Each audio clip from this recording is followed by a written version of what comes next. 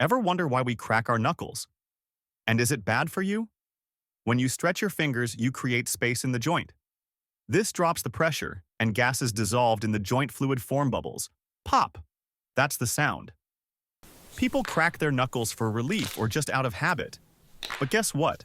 Studies show it doesn't cause arthritis. Just don't overdo it. So, next time you hear that pop, remember, it's science at work.